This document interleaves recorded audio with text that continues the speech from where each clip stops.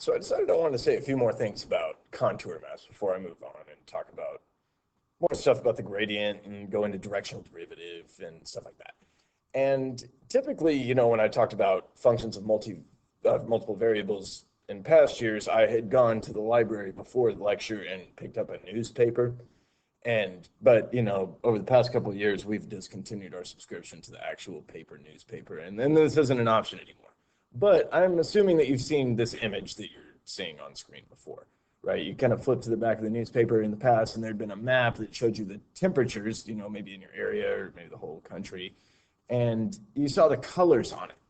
And this is a contour map, right? Where we're using color to kind of indicate the temperature at a given place. And so I just went and looked up the colored temperature map for South Texas this morning. And you see it's, slightly cool. And a couple of things I want to point out, that these lines that you can see, and maybe I'll get a red pen and kind of color in along this one. So you see this one that I'm coloring red over.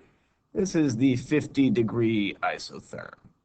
Okay, this line, this is a contour line. This is a level curve, right? And we say isotherm, that means same temperature. So along this line, theoretically, I'm not sure how accurate it is, but along this line, the temperature is always 50 degrees. Okay? So you see, right here, I assume we're somewhere really close to here. I'm trying to draw an arrow with my mouse. And it looks like it's 50 degrees outside, or at least it was as of 8 a.m. Central Time on this morning. And what else do I want to say about this? You'll also see these maps for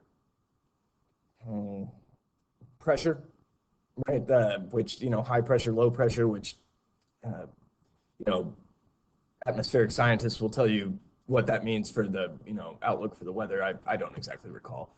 But you can also see that in places where the isotherms, where these contour lines or these level sets are close together, the temperature is changing rapidly. And we're going to have more to say about this when we talk about the derivative. But I just wanted to show you a quick example of a contour map that you have seen before, and you're familiar with this concept.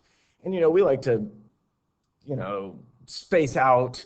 It looks like on this map, they like to space it out every 5 degrees. I think that if you spread out over, the whole country, you might need to, draw your lines every 10 degrees.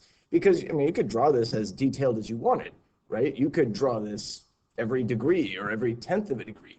But then your map would get all cluttered up with all these lines.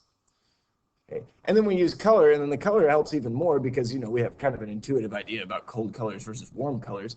And you can see that as we go from out here in West Texas, out where it's really freezing, all the way down to the beach where it's much warmer, we're seeing that the colors are warming. And so this is just one quick example of a contour map, because I was realizing in the video I recorded last time, I told you about a contour map, and then I drew you one pretty bad one, but I didn't call back to the classic example of a